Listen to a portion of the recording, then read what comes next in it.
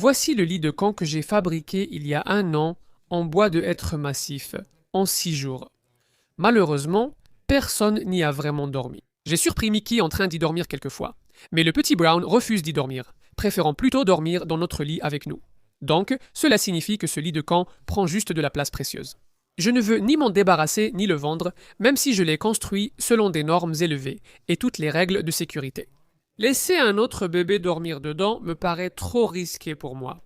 Découper tout pour en faire du bois de chauffage me semble du gaspillage. Donc, je vais essayer de lui trouver une nouvelle utilité. Bébé Brun a besoin d'une armoire, mais je préfère en faire une double, taille adulte, plutôt qu'une armoire pour enfants. Je préfère créer quelque chose qui dure et vieillit avec lui, plutôt que de fabriquer un objet éphémère. Beaucoup de bois réutilisable ici.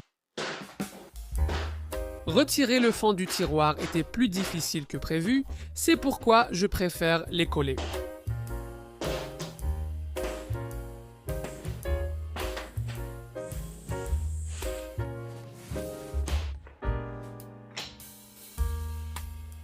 Je vais utiliser ces lattes pour faire des étagères.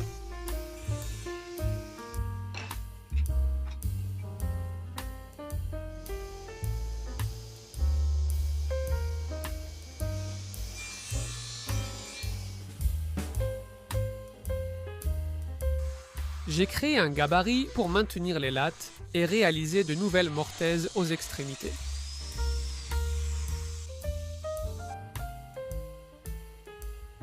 Ensuite, un peu de mat pour calculer les écarts.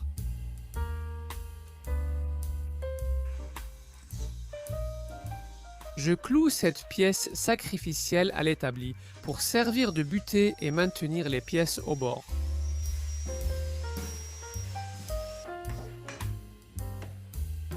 J'ai installé ma ponceuse à bande pour pouvoir ajouter un chanfrein à l'extrémité de chaque latte, ce qui va simplement créer une petite ligne d'ombre là où les lattes se rejoignent. Je trouvais que ça rendrait mieux comme ça.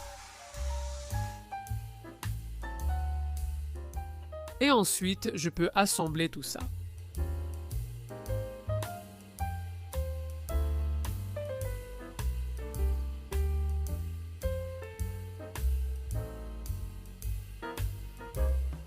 Finalement, j'ai eu 4 étagères au total.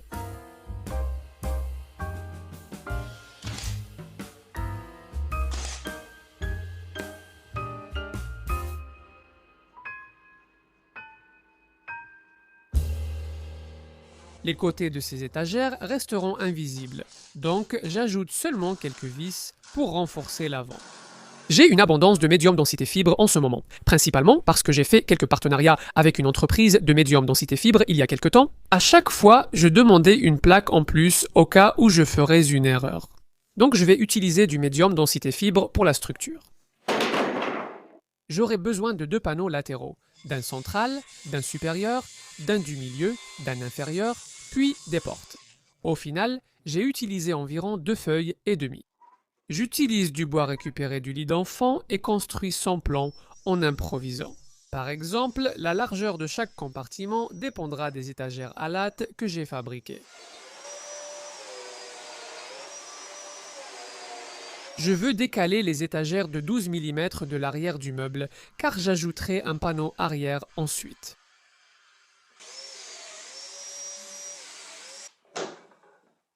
J'utilise du ruban de masquage pour apprêter tout le médium densité fibre sans découper autour des étagères avec un apprêt acrylique.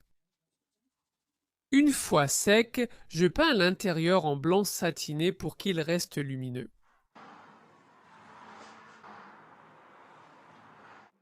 Pour faciliter l'assemblage principal qui sera fait plus tard, je vais coller ces dominos maintenant, ainsi que ceux qui serviront de support. Les étagères à lattes devaient être découpées.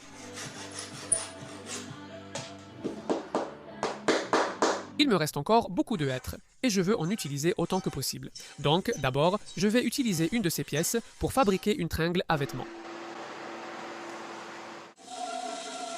Après avoir mis cette pièce d'équerre, j'ai trouvé le centre et je l'ai monté sur le tour. Et j'ai utilisé mon gouge à dégrossir pour la mettre en forme ronde.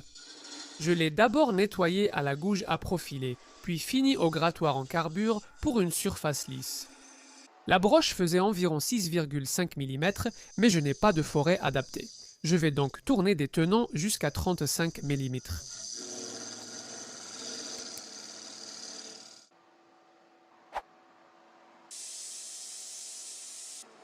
Et ensuite, j'ai appliqué 2 couches de vernis à base d'eau. J'ai gardé ça épais pour éviter que ça se plie avec le temps. Je pense que ça suffira. J'ai utilisé un vernis en spray pour finir les étagères à latte et je peux enfin tout assembler.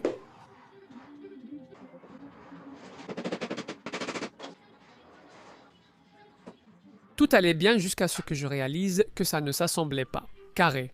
L'ambiance est devenue tendue quand j'ai essayé de mettre un serre-joint en diagonale pour redresser le tout avant que la colle sèche.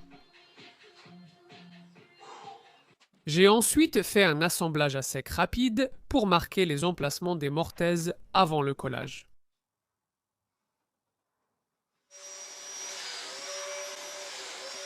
Je devrais aussi fabriquer des plaques de fixation pour la barre de suspension en découpant dans les restes de hêtre.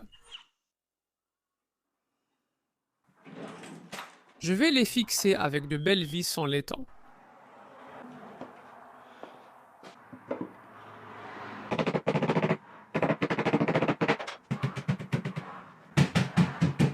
La prochaine étape du collage s'est bien passée.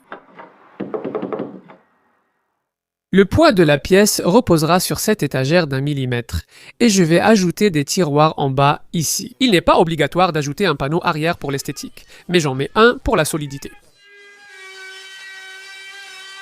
Un contreplaqué d'emballage de 9 mm convient pour le panneau arrière.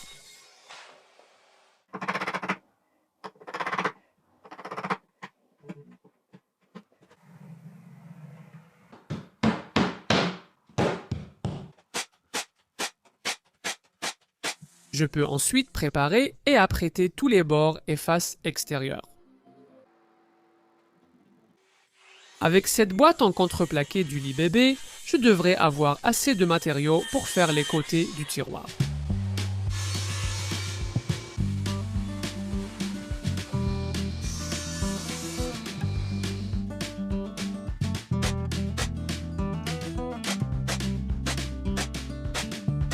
Une autre plaque de contreplaqué d'emballage peut servir pour les fonds de mes tiroirs.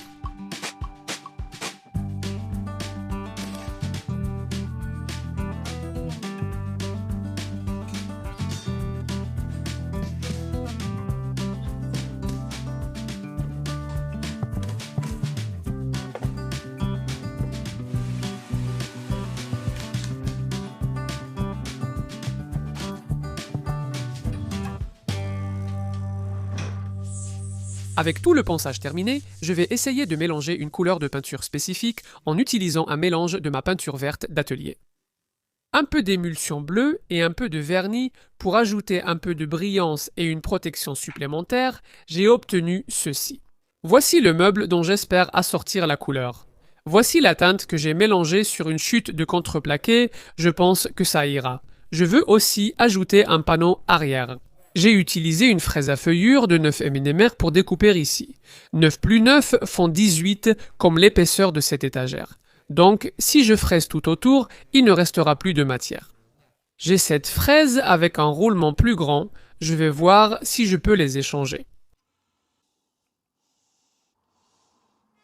Avec le recul, j'aurais dû aussi utiliser ce plus grand roulement pour le panneau arrière précédent. Cela aurait laissé plus de matière. Mais c'est mieux que rien. J'ai ensuite retiré au ciseau les zones inaccessibles à la défonceuse. Après avoir découpé le médium densité fibre de 6 mm à la bonne taille, je l'ai apprêté et peint. Je l'ai mis dans la maison pour l'installer plus tard, car il sera difficile à déplacer après la pose du panneau arrière. Je peux maintenant mesurer pour découper les portes. Je suis allé à l'abri de jardin vérifier si j'avais des charnières à boîtier. J'en avais, mais elles me poseront problème plus tard. Je mesure 2,5 mm du bord et perce un trou de 35 mm avec une mèche Forstner.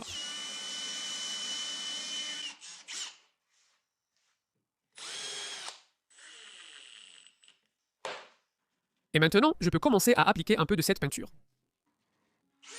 Et les supports pour les charnières sont fixés avec les trous de vis à 37 mm du bord avant. Installer ces charnières a été un cauchemar. Cela m'a pris bien plus de temps car je n'arrivais pas à les aligner avant de comprendre mon erreur. Certaines charnières que j'utilisais ont ce bras courbé, ce qui indique qu'elles sont à insertion. Je pensais que toutes mes charnières étaient en applique, donc il m'en manque une. C'est agaçant, mais je m'en occuperai plus tard. Je veux utiliser le reste du hêtre pour une base de pied et des poignées d'armoire. Donc, je vais commencer par couper quelques pieds et je vais leur ajouter un biseau.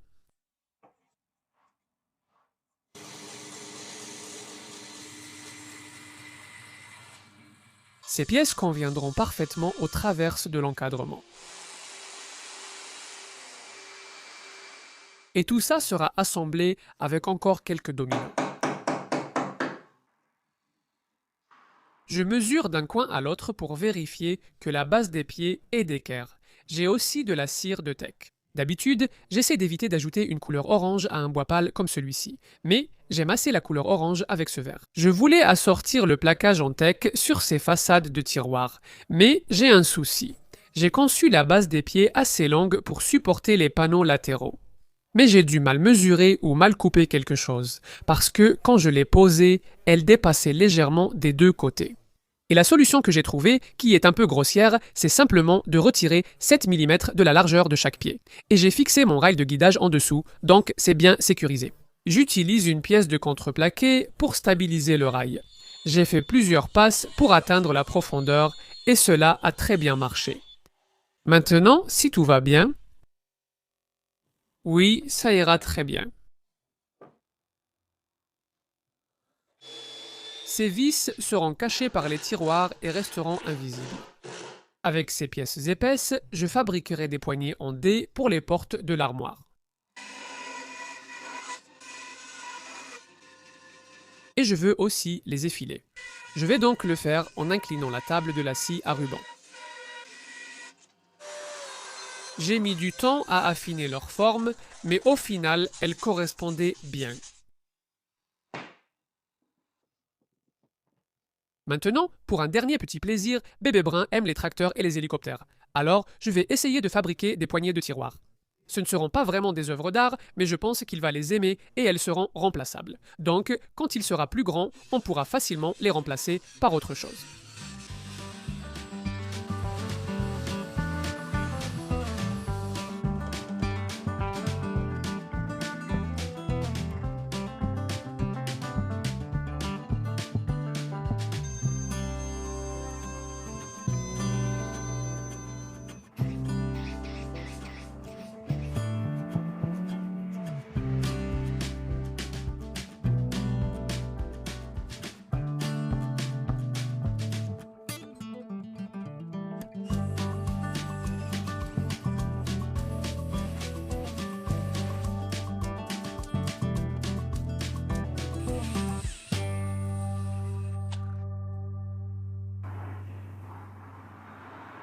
L'armoire était lourde et j'ai eu besoin d'aide pour la rentrer dans la maison.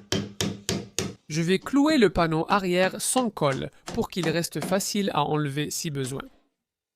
Et je vais utiliser l'astuce de la vieille colle chaude pour positionner ces façades de tiroirs, ainsi que des cales de vitrage de 2 mm pour les espacer. Après avoir posé les portes, il restait seulement à installer les poignées.